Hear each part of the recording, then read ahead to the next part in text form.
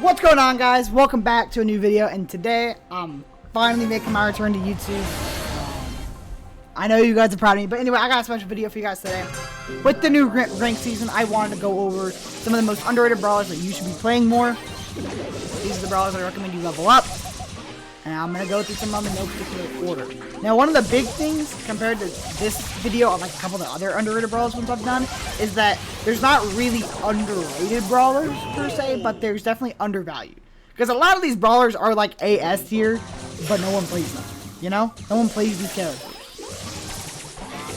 I don't see these characters get played enough. I don't see them get banned enough. I don't see them really get used at all enough. So I just wanted to go around, explain why these brawlers are so good. And yeah, let's get into the video. Starting off with Rico. This character's S tier right now.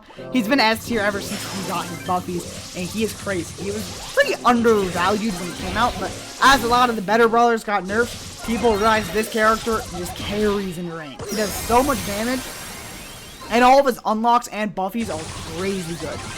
Both his gadgets are insane. My favorite one is Bouncy Castle, the one that launches the projectiles and splits into 3 small projectiles. Not only is it crazy burst damage, it allows you to pinch with yourself. So if there's someone behind a wall, you can shoot, bounce off the left and the right, and that gets a ton of damage. And if you have the buffy, it slows, which means in game modes where kills matter, you can just get a lot of easy kills off the slow. There's just so much utility that having a gadget it's like super common to use. You can get it off a lot, and it has very short cooldown, and it's very easy to use. And missing it is not like a game all ender. Insane. His star powers are really good right now as well, especially Robo Retreat with the Buffy. You are borderline unkillable. No one can catch you. It's insane. It is ridiculous. His best. And his Buffy is now really good as well, because you get a ton of damage just with your main attacks. It allows you to cycle much better. It feels a lot cleaner. And you could just hard carry games right now on Rico. Heavily recommend that you try out Rico. Max him out. If you have maxed out, play him more. You can play him anywhere. And he fries. He is so good. Moving on to the next brawler in this list, I got Frank. Frank is definitely probably the worst character. Him or another brawler. He's probably the worst character on this list. He's probably like tier 2 tier, but he has a lot of value. His gadget is still insane. It's just a gust shot that slows you and pulls you in. He does a ton of damage. He has a ton of HP, and with a lot of team comps right now having very low damage and not really being that good. Now Frank has almost 20k HP with Sponge and the Buffy. You're not killing him. It's super hard to deal with Frank right now, and he can just take lobbies hostage. A good Frank game is an insta win. You can't be stopped. He has a lot of good build varieties too. Both star powers are good. I'd recommend only going full. I think the other one, even in the 3 counters, I'd rather have the stun, full, slow that the other gadget has. And its Hyper Buffy is probably still the best Hyper Buffy in the game, like most mandatory, besides maybe Brock, I'd say. But just you get so much extra DPS with having that fast of attack speed. It's crazy. It is crazy. If you know how to play Frank, I heavily recommend you try him out more, and you can get away with him on a lot of maps that you wouldn't expect. And he's playable practically anywhere if you have a late enough fit. Moving on, my next brawler on this list has got to be Pearl. Pearl might be the best non-Buffy character in the game right now. She just does everything. She does everything. She just does everything, period. This character is insanely good. She has so much damage. Her burn is insane. She's so hard to take down with almost 10k HP at base. And like 20-30% shield with the star power. Killing a Pearl is very hard. And game modes that you need to be a lot more passive in, like Gem Grab, Bounty, Knockout, she is so strong. Combined with the fact that a lot of brawlers don't have like any reward. Like, they don't get anything for being AFK. Pearl does, because her damage increases over time with the meter, and that is super strong. If you can consistently have high heat, you're just unkillable. And you do 1 billion damage, and no one can stop you.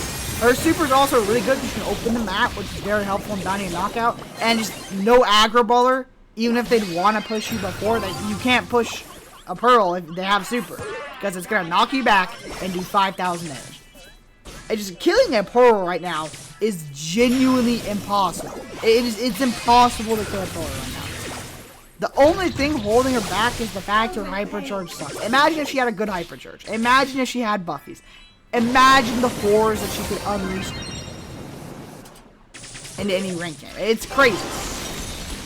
I definitely recommend that a lot of people start banning Pearl and start going it. Max Pearl is an insane combo, especially with the shield, because then Pearl now gets a speed boost and she gets a stacking shield, and you can't kill a Pearl. You just can't. It's so hard. I went against this yesterday live on stream.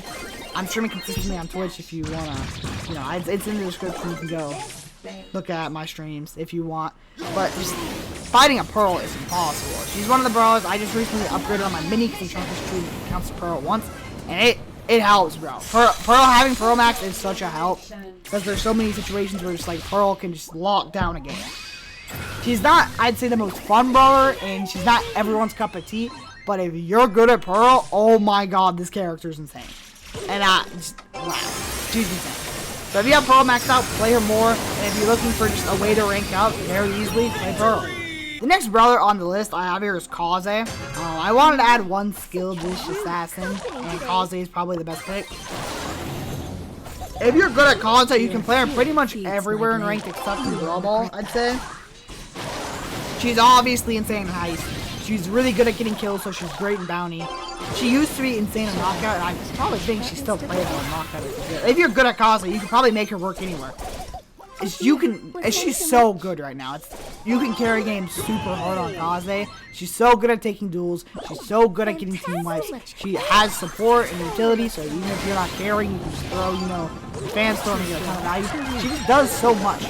And she rewards being good for you, which is, you know, it's a good thing. That's a good thing. But you have to be good at Kaze. A lot of people are not looking at this to, you know, hit like M3 or hit pro. A lot of you probably are watching this to rank up in the lower ranks, and I probably would not recommend that to you.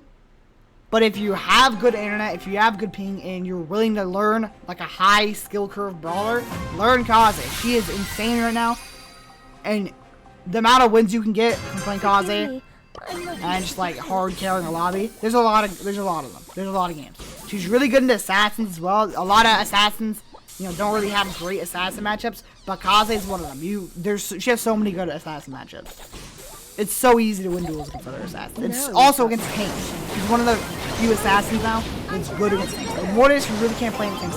Kaze, you can. So if you're a good Kaze, you can just pretty much win almost any lane now, which is very helpful, and you can win a lot of games just because of that alone. Out of every brawler on this list, I think that Lou is probably the best. Out of all of them. Out of every single brawler I have on this list, Lou's probably the best out of all of them. He is insanely good right now. He has really good damage to his play. He's like 2.5k and you need a full clip, which is a lot of damage. The damage here goes to like 3k. Insane. Genuinely is insane. Freeze is amazing. He has the best star power in the game with hypothermia. His hypercharge is just game winning. And it's just, everything about him is crazy. He has a ton of damage. He has CC. He has area control. He has the damage. There's not really many counters from him. Any counters, a lot of the meta. He's insane in pretty much every mid in the game. Like, Max is one of the best mids in the game right now. Stu got you. And also a lot of hot zone mids. He is fan-worthy in hot zone. If he is open in hot zone, play Lou and you probably win the game. Unless your team just is horrible. Like, he's that good. I don't see his characters get played enough. I've been spamming him in ranked and he's winning it. Because no one knows how to deal with Lou. And you can just hold Bobby hostage. Combined with the hypercharge, you know, like the instant freezes you can get with the gadget, you can just set up, it's like Gloomy, where you can just get a ton of free kills, but it's even easier and you can do it even more with Lou. So I heavily recommend that you max out Lou. If there's one brawler that you need to max out from this video alone, it's Lou. He's not the most fun brawler, but he is so good at winning games. And the final brawler I have on this list is going to shock you a bit. It's going to be Gale. There's actually a couple of honorable mentions I was thinking, should I put in this? I was thinking Nausea. I think Nausea's pretty underrated. And there's definitely a few other brawlers that are super underrated right now. But if I had to pick one, it's gotta be Gale. Gale is so good right now. He's so underrated. There's a lot of, if you can't really outrange a Gale, you win. You know, there's not gonna be a lot of games where that happens. But if Gale is the longest range on the map, you win. As he's just unkillable. He has really good damage. You can consistently do like 2k damage, and his super is insane. Combined with the hypercharge, which the hypercharge was always broken. It was so broken that you had to nerf it to where he pretty much couldn't get it in a game unless he's hard carrying. Because the hyper is just a free kill button, and you can cycle it super easily. It hits the whole team.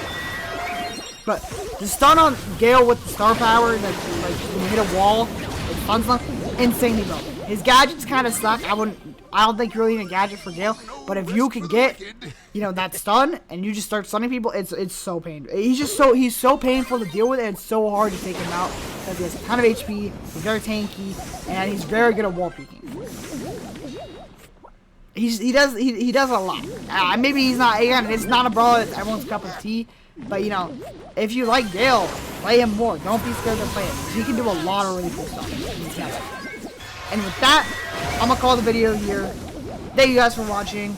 Make sure to like and subscribe. I'll see you guys in the next one. Deuces.